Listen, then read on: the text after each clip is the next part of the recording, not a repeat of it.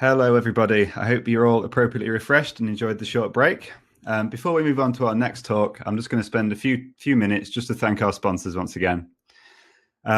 So first of all, we have Stickman Ventures. For 10 years, Stickman Ventures has built custom software and delightful products for clients and customers across a wide range of technologies. They're committed to the open web platform and love web components. Common Time is one of the UK's leading providers of bespoke enterprise app solutions and is pioneering the adoption of web components within their low-code app development platform, Common Time Infinity. You can find Common Time at commontime.com. Carfax's vision has been to be the leading source of vehicle history information for buyers and sellers of used cars. And Carfax has the most comprehensive vehicle history database available in North America. Millions of customers trust Carfax to provide them with vehicle history information every year, and you can find Carfax at carfax.com. And last but not least, we have the Web Platform Podcast, which is a weekly podcast that dives deep into all things web, from the developers building the web today. So please go and check out the podcast at the webplatformpodcast.com. It's really important that we have these sponsors. We're very grateful because it really helps and makes this conference possible. So thank you. So on to the next talk of the day. We have Jordan Last, who's going to be talking to us about universal web components. So I've seen a few sneak peeks in testing, and I'm very excited. It looks like it's going to be a good talk. So Jordan, over to you. All right. Hey, everybody. Good to be here. So my talk is entitled Universal Web Components. Please take note of the subtitle. Think outside the browser. I invite each of you to come on a journey with me, a potentially mind-altering journey. We're probably going to talk about web components and using web components in ways that you may have never considered before, but I hope you do consider them because I feel like it has great potential. First, let's go into some background. Turns out web components are great. Why are they great? They're great because they make our applications easy to understand, easy to grow over time, and easy to refactor. Why do they do that? I think one of the greatest features of web components is that it allows our applications to become very modular. When something is modular, you have a piece of a system that can work well independent of its environment. Web components do this very well. You can take a web component, pull it out of its original environment, and put it into another place in your application. And it should work perfectly if you've designed it appropriately, use the correct APIs. That's very powerful. Web components, excuse me, are also composable, meaning you can take different pieces and fit them together to create entirely new pieces or to augment existing pieces. And web components do this really nicely. I mean, entire applications are just one series of components being composed with other components. And kind of what we'll focus on as one of the main powerful benefits during this talk is that web components allow you to program declaratively. And what does that mean exactly? What to do, not how to do it. For example, it's easy to tell somebody what to do. Please go pick up my sister from school. Please end world hunger. Please build a house. Easy. What is much more difficult is telling somebody how to do that thing. Building a house takes, I don't know, months or years of planning, architecture, tons of skill, many people. Picking my sister up from school is even extremely complicated if you break it down into all its pieces. And so going back here, if we can learn how to tell the computer what to do, we can get some powerful benefits, such as hiding complexity and exposing that complexity simply. A lot of what we do as software developers is managing complexity. As our apps scale in size and scale in features, things get pretty complex. We have to be able to wrangle that complexity down and expose it simply so that other developers can come on and they can understand quickly what's going on, and they can then begin to grow and refactor the application with us. And when you program declaratively, you end up using less code, which is very nice, because less code means fewer bugs and faster development. And we're all after fewer bugs and faster development. So how do we write declarative code? You could pretty much write declarative code in any language that I'm aware of that offers sufficient abstraction mechanisms such as functions. But I think there is one language in particular that has been extremely effective at declarative code, and that language is HTML. In fact, I think it's one of the most successful declarative languages ever. Just think about the number of applications, web applications, any kind of application, web page, blog, Java docs, all these things, they're built with HTML. There's millions of these things out in the world, and tons of people have exposure to HTML. Lots of people who aren't even programmers can get into HTML because why? Let's talk about it. HTML breaks up GUI complexity into pieces. I think that's the first step. These web applications that we're building, they can be extremely complicated just on the graphical side alone. HTML breaks that up. And those pieces that it breaks the applications up into are well-defined, semantic, and somewhat composable. By semantic, I mean the tag names actually describe themselves. Some of the tag names. For example, an image tag. You can look at an image tag and you know, I bet an image is going to appear there. Or the canvas tag. There's going to be a canvas there. Or think of an input tag of type text. These things describe themselves. Also, really awesome benefit of HTML is that you can look at the source code, and the source code itself actually shows you a visual hierarchy. And by that I mean, kind of at a glance, you can see parent-to-child relationships and sibling relationships, which just helps overall in understanding what that application is doing. And all this combined has lowered the barrier to entry for web development. Like I was saying before, all kinds of people have gotten into HTML. I think that's part of what made the web take off and become so popular, is that it was easy. Yeah, it generally makes application development simpler. If you tried programming in an imperative GUI framework, I think you'll know what I'm talking about. Now, let's transition to web components. HTML makes application development simpler. And I would say that web components make HTML more powerful. That's because it allows you to extend HTML.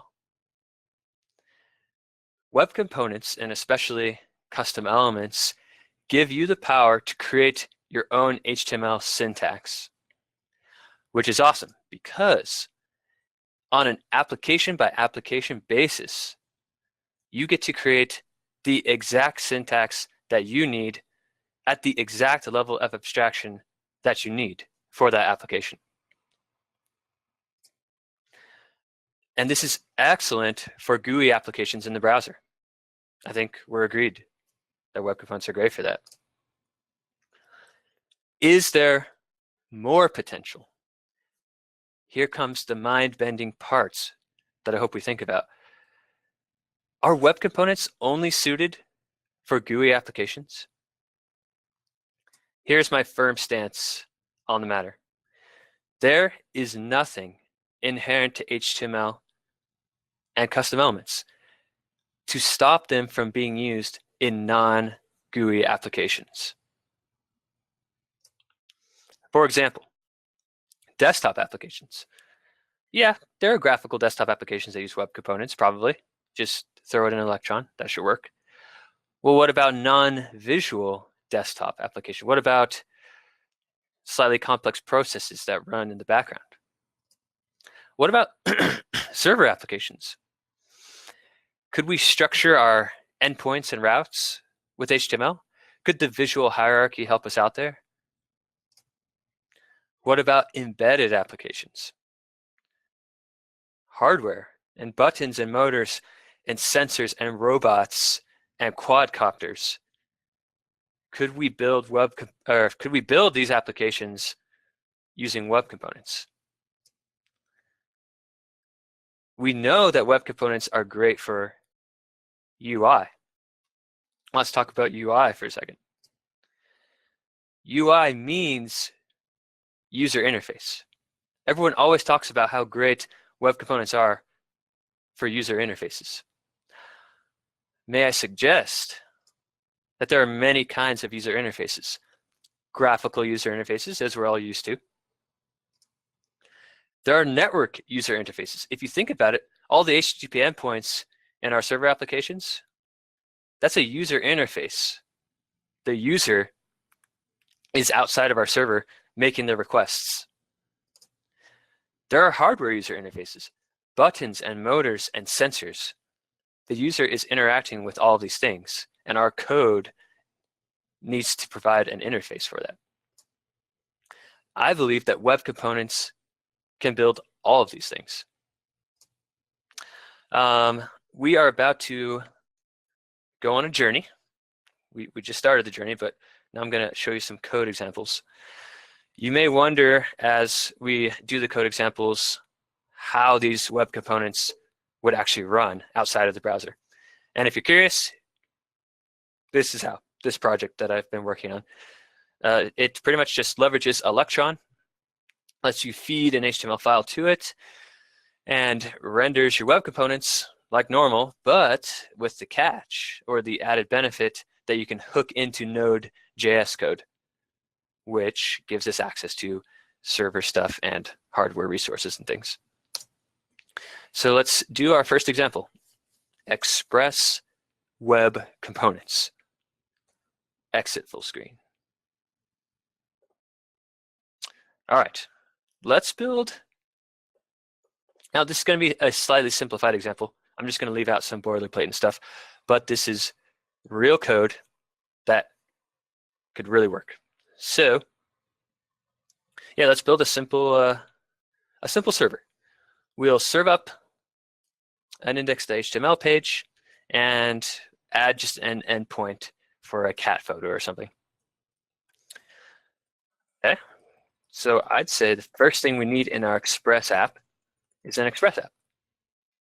So we'll use the Express app HTML tag. Let's make that thing run on port 5000. Great. This alone will let our Express application run on port 5000. Now let's add a middleware. Okay, we use the Express middleware tag. This middleware, I want to respond to GET requests at the root path. And I'm going to data bind in the root handler function, which we will define down here. Okay. Add another middleware for our cat photo. Still a GET request, but this time to cat photo. I'll create the cat photo handler. Again, I'm leaving out some boilerplate. but we're going to use Google Polymer to do this. Call this the example app, feed it into our Polymer constructor, and inside of our ready, we are going to bind our handlers. The only reason I'm doing this inside of ready is because Polymer 1, as far as I know, does not let you data bind class member methods, but I believe Polymer 2 will. So this is just a workaround, but it still works. All right, so here's our root handler. As you can see, it's an express middleware function. It's going to receive a request and a response, and we need to respond appropriately. We are going to need the node path module, and we're just going to send a file back. Join this thing, the dir name, and imagine index.html is there. Boom, root handler set up. As you can see, on GET request to this path, the callback is the root handler, and here it is defined, and it will send back the index.html file. Now we will likewise find this path, and we will send back the cat photo that will exist there. Cool. So very simple example, but as you can see, we already have a nice declarative structuring of our routes up here. And these Express Web Components are nice because they pretty much cover the entire Express API as far as I'm aware. So let's say you wanted to add a router in, you just use the Express Router element, give it a path. So let's say we want all the middleware in here to be underneath the path API. So every middleware inside here will be at /API/ its own path. And you can see so on and so forth.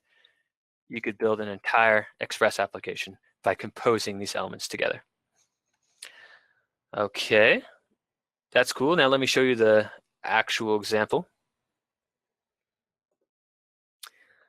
Okay, this website that you're seeing right here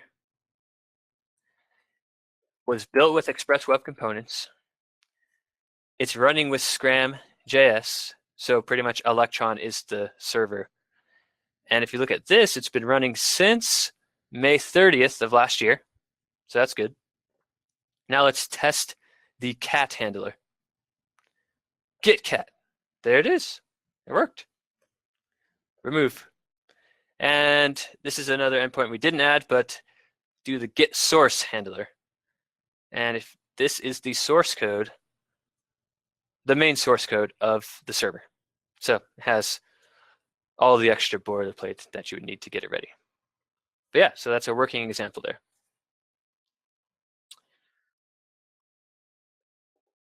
All right, what's next?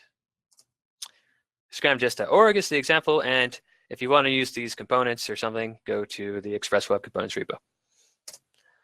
All right, let's move on to the J5 web components. So we've talked about building servers.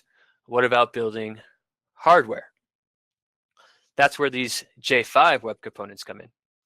The J5 web components are web components that leverage the Johnny 5 IoT and robotics platform for building robotics with JavaScript.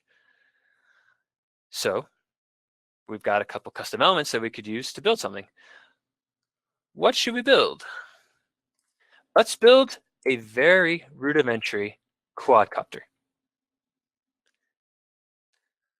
We'll just get the structure going and see how that turns out. So first we're going to need probably a motor. We probably need 4 motors. Start with one motor. Boom, J5 motor element. This is a real element, by the way. We need to be able to turn the motor on and off. So let's data bind a motor on. It'd be nice to control the speed. So let's data bind a speed property in there to the speed property. It'd be fun to reverse the thing at will. Maybe not when it's flying, but you know. Okay, great. Now, this gets slightly more technical, but it's necessary. We're using a 3-pin H-bridge to control these motors. So we need to tell it which pulse width modulation pin we're going to use. Let's just say, for example, we're going to use GPIO 5. So this PWM pin property, we're going to set it to GPIO 5, which corresponds to an actual physical pin on your device. And then there's a dir pin. Let's say it's GPIO 21 and a CDIR pin. And these pins help with changing the direction. All right, so that's one motor. Let's add 3 more, and it's okay. In real life, we would change all these pins, but please imagine that they are changed. But we'll leave all of these properties bound, keep them the same, because we want the motors to all respond similarly. So call this Quadcopter. And again, inside of our ready. Oh, wait, I went ahead of myself. The question is, how are we going to control this thing? Like, are we going to use buttons or wires or something? It'd be nice if we could remote control it. One easy way to do remote controlling is on your local area network. If you ran a server on your device, you could set up some endpoints, and when those endpoints get hit, you could update all these variables here, and you could have a pretty simple remote controlled rudimentary quadcopter. So we were talking about modularity and composability before, so let's just throw in a simple express application right here. So in our first middleware, this is again going to be a get to the root path, and this is where we'll actually serve up a simple web application to your phone or whatever device, and that will bring up all the buttons that we'll click to control this thing. Right. So that will serve up the simple web app. And from there, we'll just do post requests to do everything else. So we post a motor on, we'll hit the motor on handler. And the same thing for motor off handler. And let's do one for speed up.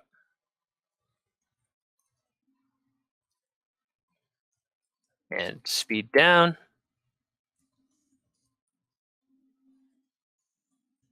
And we'll add one more for reverse.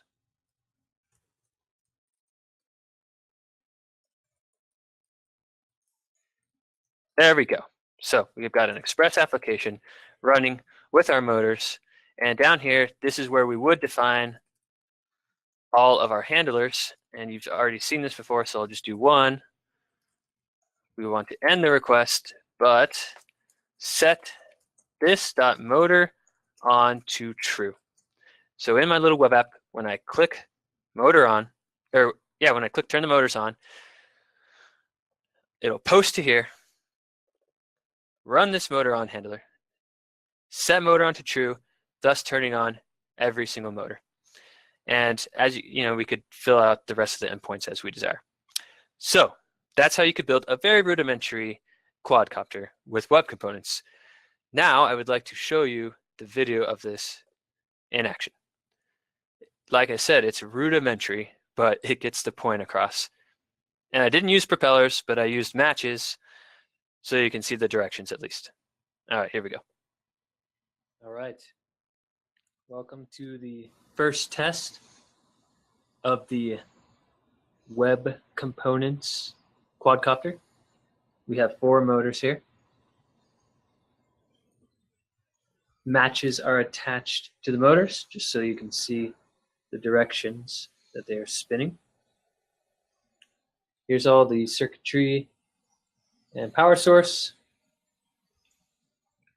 Those are the motor controllers here, and hooked up to the Raspberry Pi. Okay, let's run this thing. All right, we're SSH'd into the Pi, and as you can see, we'll do a little npm start. Oh yeah.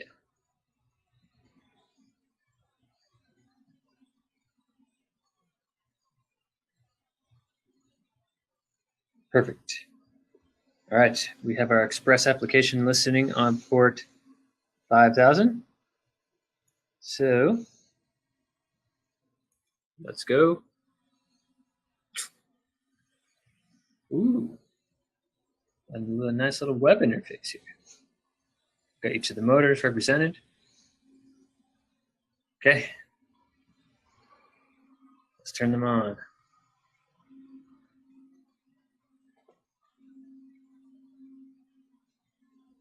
And we'll increase the speed. Okay, starting slow. Here they go. Faster. Faster. Faster. Full speed. Okay, reverse. Reverse. Awesome. Let's slow them down. Speed them up again. Oh. All right, let's reverse motor 1. And reverse it again. Let's reverse motor 2. And reverse it again. Reverse motor 3. And reverse it again. And now motor 4. And we'll reverse motor 4 again.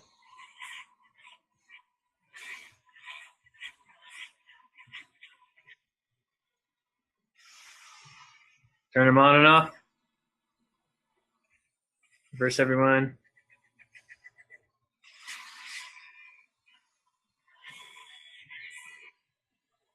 And that's the first test. Okay. So as you can see, it was pretty rudimentary, but we were able to control the motors with web components, which is pretty cool. If you want to see that actual project, the actual code, you can go to the Quadcopter project under the Scram.js organization. And just to finish up here, I love this quote by Rob Dotson that he gave in one of his blog posts. Custom elements are such a flexible primitive. Once you start to see all of the possibilities, they become really compelling. I'm excited to see what the next few years will hold as more teams begin rolling out their own element suites and we move to an era of high quality, interoperable UI components. I just want to emphasize, UI means user interface. There are many different kinds of user interfaces, and I believe that web components can build them all.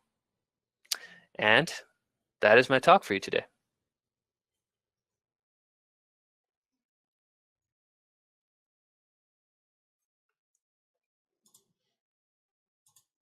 Well, that is definitely thinking out of the box. What a brilliant talk. Thank you very much, Jordan. I think a lot of people agree. There's lots of chatter in the chat. As usual, that's, yeah, brilliant. It has so many potential applications when you start to think about web components out of the browser. I mean, for a lot of people, including myself, you wouldn't kind of consider that. So really good job there. That's brilliant. Thank you ever so much for coming on and giving us a brilliant talk. You're welcome. Thank you. Thank you. Again, for everybody else watching the live stream, we'll be soon moving on to the next session. So we'll see you in just a tick.